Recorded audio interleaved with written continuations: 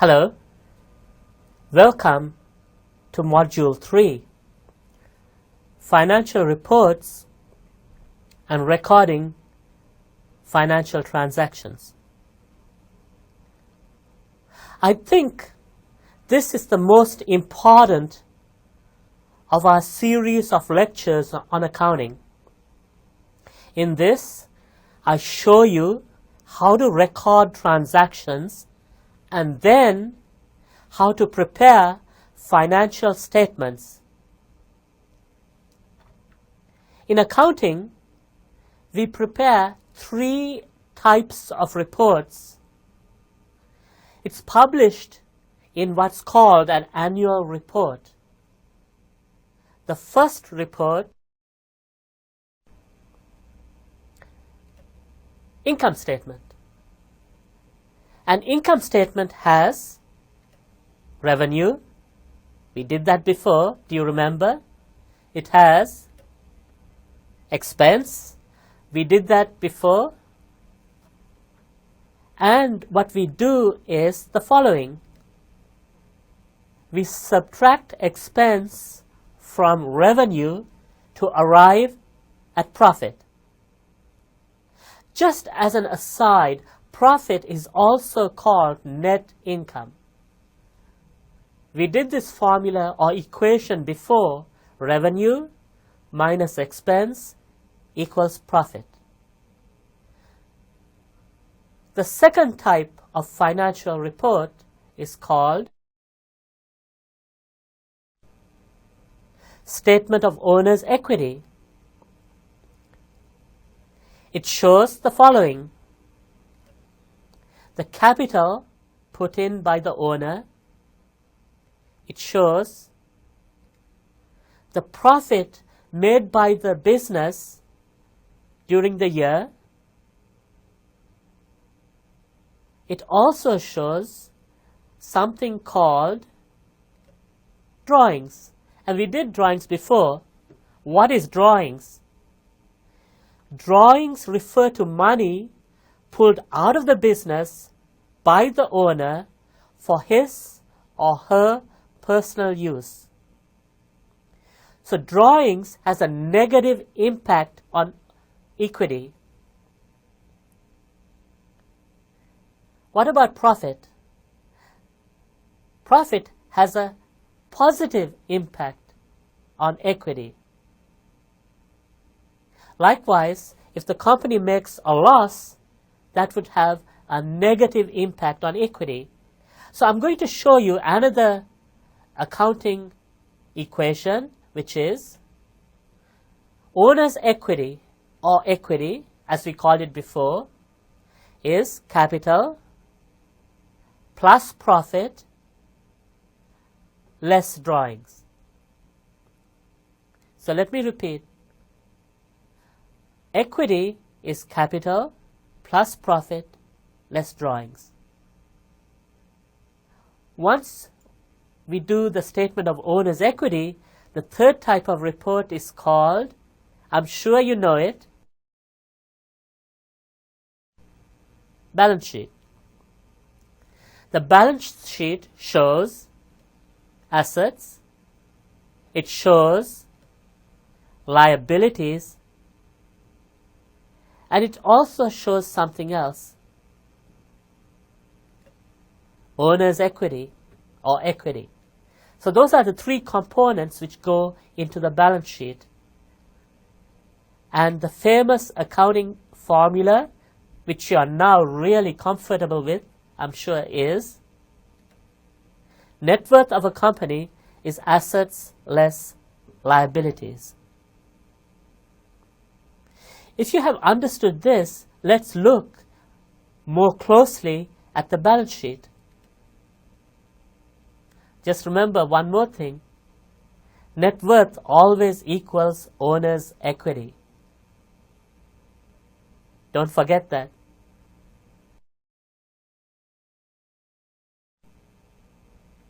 Here we go now. Balance sheet. As we said before, the balance sheet has 3 categories. It's got assets, it's got liabilities, and the third was equity. Equity or owner's equity, two words, means the same thing. Previously we called it equity. In this module we call it owner's equity, but it's the same thing. So that's the third component in a balance sheet, owner's equity. The assets are broken down into two categories. Current assets. Current assets are short-term assets. That's assets which last less than 1 year. Can you give me examples? Think about it. Have you thought about it? Let me give you some examples. Cash is a short-term asset. Accounts receivable is a short-term asset. Do you buy that? You don't give your customers more than 1 year to pay you. Inventory is a short-term asset. Do you keep inventory for more than 1 year? No. As I said, there are two types of assets, short-term and long-term. Short-term assets are called current assets. Long-term assets come under the following category: property, plant, and equipment. Property, plant, and equipment are long-term assets. Can you give me examples? We did this in Module 1. Think about it. Let me show you a few. Land and buildings are examples of assets that last more than 1 year or long term. Remember, the criteria to differentiate between long term and short term is 1 year. If you hold it less than 1 year, it's short term or current assets. If you hold it more than 1 year, it's long term and comes under property, plant, and equipment.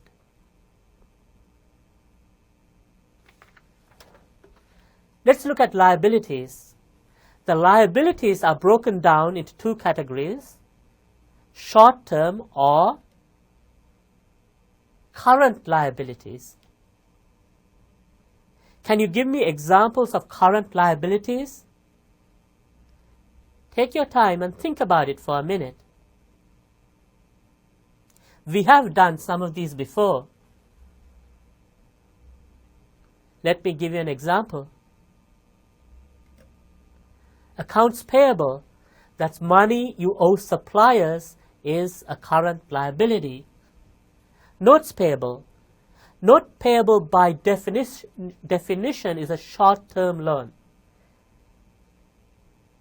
Notes payable is a short-term loan that's repayable within a year. There are more examples, but I've just given you two. So you have current liabilities, which are liabilities less than 1 year, and you have long-term liabilities. Can you give me an example of long-term liabilities? This is money you owe, but you got more than 1 year to pay it. Think for a minute. Mortgage. That's a perfect example of a long-term liability. In general, any loan that's repayable over a period exceeding a year will come under long-term liabilities. So this is what a balance sheet looks like. You're supposed to total the assets column. Then you total the liabilities, which is the current and long term, and the owner's equity. That's the column on the right. And guess what? How do you know if you're correct? They should balance. If a balance sheet doesn't balance, means you got problems. A balance sheet should balance. Now, let's look at the following exercise.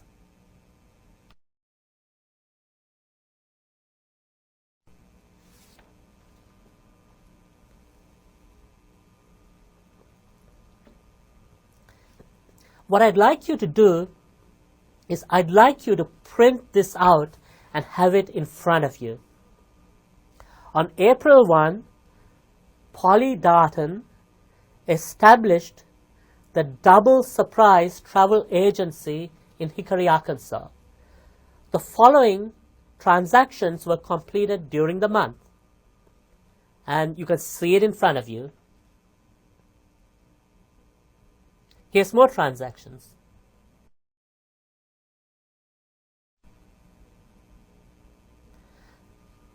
So altogether, you have 12 transactions. I want you to print out these two slides, and we're going to do the problem together as a team. This is what I require. Here we go. First, record the transaction in a particular format, which I'm going to show you in a minute. After recording all the transactions, prepare an income statement, statement of owner's equity, and balance sheet for the Double Surprise Travel Agency. Once you have done that, tell me what you think is the net worth of the Double Surprise Travel Agency. I don't know whether you heard this word before. It's new. I'll explain it as we go along. What's the liquidity position of the Double Surprise Travel Agency? Liquidity means your ability to generate enough cash to pay off your bills. What would be the problem if you're not liquid? Guess what? You'll go bankrupt. Then, tell me the solvency position of the travel agency. Solvency means ability to survive in the long term. I'd like you to print this question out, please. So, in front of you, you should have all the transactions, which is the problem, and the questions. Then we're going to do this as a team.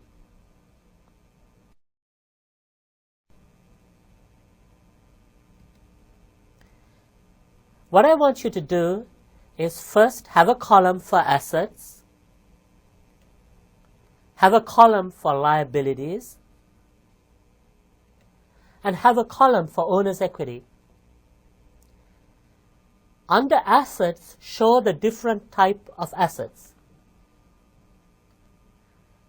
Under liabilities, show the different type of liabilities. So you got under assets, cash, equipment, supplies, accounts receivable, vehicle. Under liabilities, you got accounts payable and bank loan. Print out the screen in front of you. Then let's do the transactions. I'm going to help you. I'll do the first transaction for you. Then I'd like you to stop this recording, enter all the transactions, total it up, and then restart. So let me do the first one for you. Polly Darden invested $10,000 cash to start the agency. What happens? Cash goes up. So, under cash, you put plus 10,000. What else happens? The cash Polly Darton as the owner puts in the business is capital. Capital is part of owner's equity. So owner's equity is plus 10,000. There you go. I set you up. Now what I want you to do is do all the transactions. Take your time. Don't cheat. Don't look at this. Do all the transactions. When you're done, restart this presentation. So stop now, take your time, and start entering the transactions. Start again when you're done.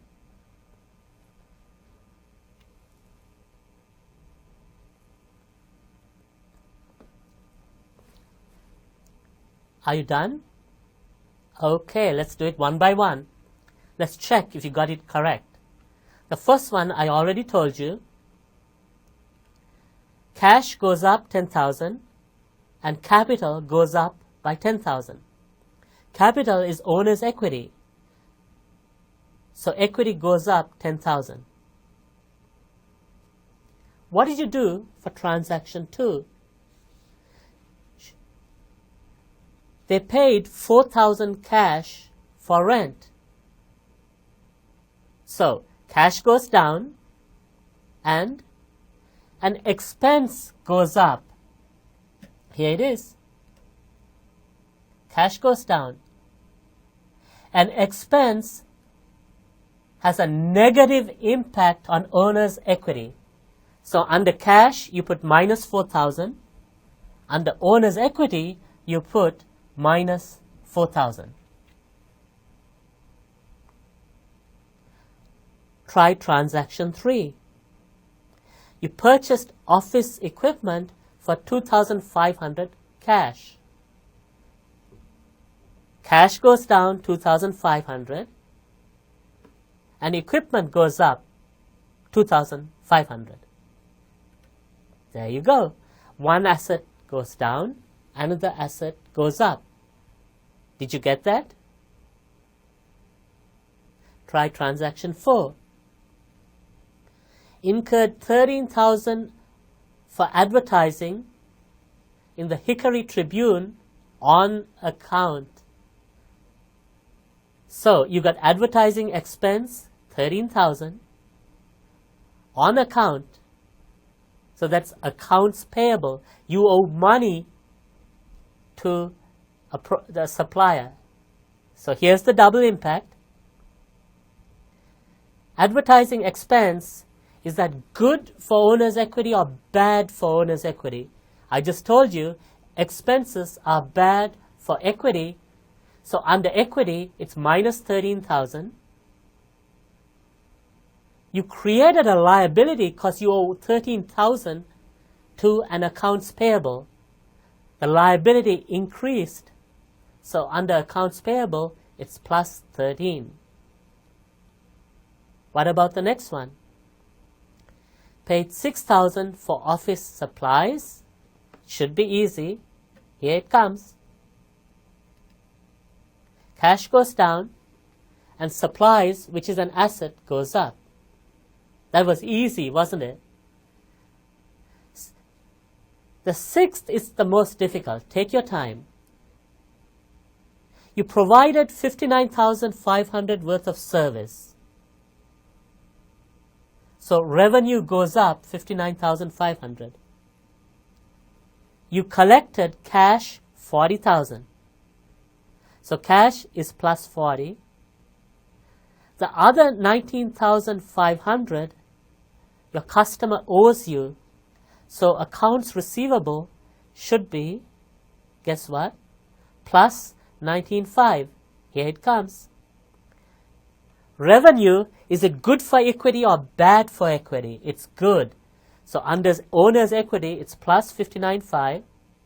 Cash, asset, plus 40. Accounts receivable, another asset, plus 19,500. Because your customer owes you 19,500. What did you do for transaction 7? The owner withdrew 30,000 for personal use. So cash goes down. And guess what? Owner's equity goes down. When an owner pulls money out of the business, is that good for equity or bad for equity? It's bad because the business is losing money. So owner's equity, it's minus 30,000. The company paid money, so cash minus 30. Did you get that? Try number 8.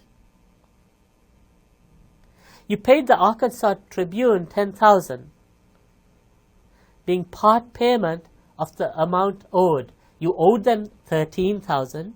You paid them 10,000. So, here comes. Cash goes down 10, and accounts payable, a liability, goes down 10. Because if you paid them, you don't owe them 13, you owe them 13 less 10. What about the next one? You paid employee salaries of 5,000. Cash goes down, and you have salaries expense. Is an expense good for equity or bad for equity? We agreed it's bad. Here it comes. Cash goes down 5. Owner's equity goes down 5,000. What's the next one? Received 10,000 cash from customers you previously billed in transaction 6. Look at the accounts receivable. They owe you 19,005. How much did they pay you? 10,000. So the double impact is cash goes up 10 because you received money. Accounts receivable is minus 10 because since they paid you, they owe you 10,000 less. The good news is we're almost home. What did you do for transaction 11? This is a loan. Cash goes up 50,000. And don't you have a liability? Bank loan? Liability goes up 50, so it should look like this. Cash up 50, liability increase 50. The last one. Motor vehicle. You purchased a motor vehicle for 30,000 on account. What's the double whammy? Take your time. You should be really familiar with this now. Here it comes. Vehicle goes up. Vehicle is an asset. It's plus 30. And accounts payable, a liability, goes up because you owe them money. How do you know you got everything correct? You have to add up each column. It should look like this. Check for yourself. If you add up, do you remember the famous accounting equation? Assets equals liabilities plus owner's equity. If you add up all the asset columns, what does it come to? It should come to 100,500. If you add up the liabilities and owner's equity column, what does it come to? The same. This means you got everything down perfectly. The beauty of the accounting equation is if you made one mistake, just one, it won't balance.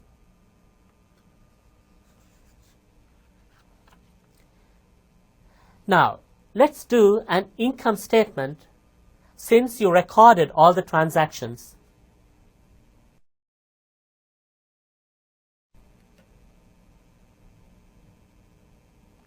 What did I tell you? An income statement has revenue and expense. From your spreadsheet, what was the revenue? 59.5. Then you put in the expenses. Just look it up and write it down. Am I correct? Just remember to check off each item as you take it. Expenses are 22, so your profit is 37.5. Let's do the statement of owner's equity. Do you remember the formula?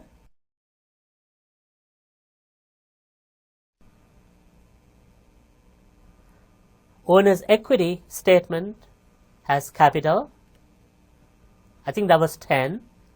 Can you check? Is that what you have on your spreadsheet? The capital belongs to the owners. The profit the business makes belongs to the owners. So add profit, 37.5. You got this of the income statement. So in total, owner's equity is 47.5 less money they pulled out for personal use, which is drawings of 30,000, gives you equity of 17,005. Now let's do the balance sheet.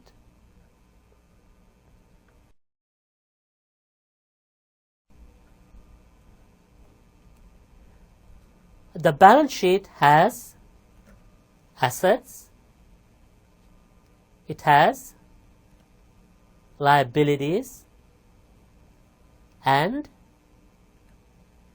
the assets are broken down into two categories, long-term, short-term. Pick out the short-term assets from your spreadsheet. It should be cash, accounts receivable, supplies. Are there any more? If not, the long-term assets, you stick it under property, plant and equipment, and they are equipment, 2,500, vehicle, 30,000. Is that it? If so, total it up. Comes to 100,500. Go on to your liabilities side. Start with the current liabilities. What are they? Accounts payable, 33,000.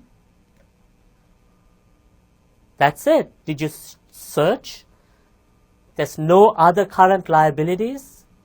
If not, go to your long-term liabilities. What do you have? You have loan of 50. What's missing? A balance sheet has assets, liabilities, and owner's equity. We figured out owner's equity as 17.5. Total, the right-hand side, which is the liabilities plus owner's equity, what do you get? The same. This means that you got everything down perfectly. Let's do part C. What is the net worth of the double surprise travel agency? What's the formula? Do you remember the equation? It's assets less liabilities. Try that for a minute. Stop this recording and get back to it. Are you done? Here we go.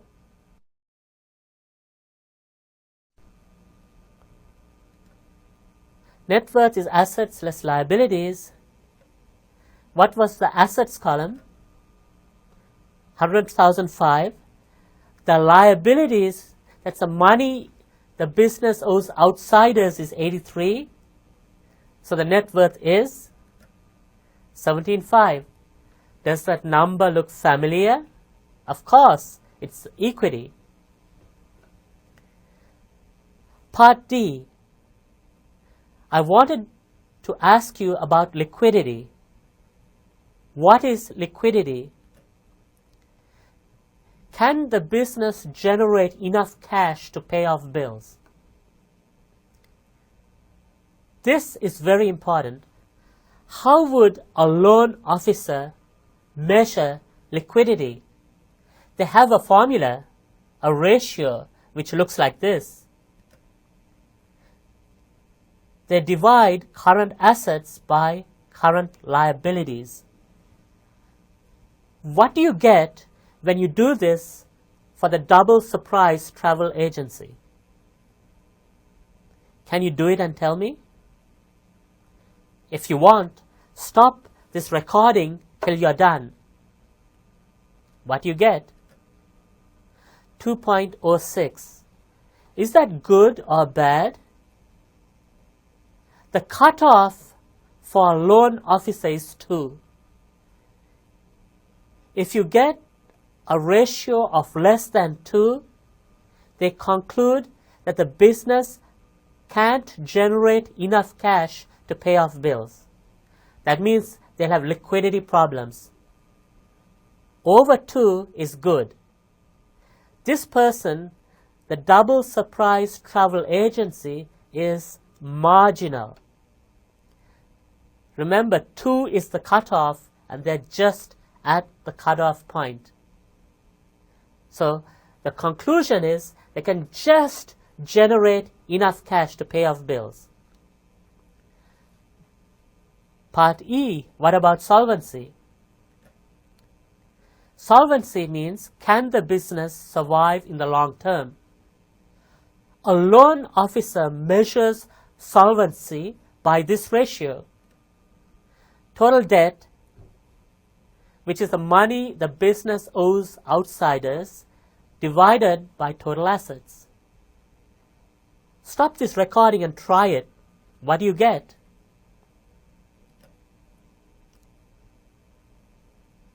$83,000 divided by 100,005, 82.5. Is that good or bad? The answer is, it's horrible.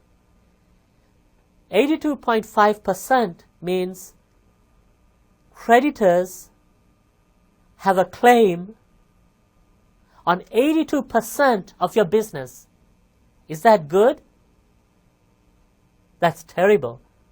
The cutoff for solvency is 40%. Just remember that. Ideally, for your business, you want to be the majority owner.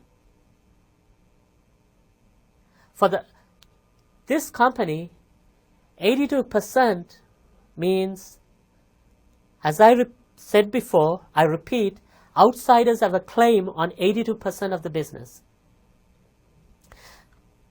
A very high debt-to-asset ratio means the business is very risky. Last question. Would you put your money on the Double Surprise Travel Agency? Maybe not. The net worth is low. They can barely generate enough cash to pay off bills. And their debt-to-asset ratio is very high. So the answer would be, it's not worth investing in.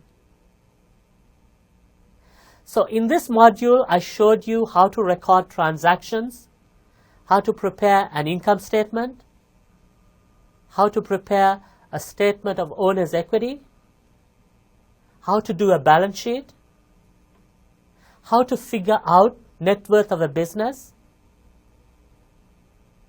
how to calculate liquidity, and how to assess the risk of a business. I hope you enjoyed it. We're done with this module.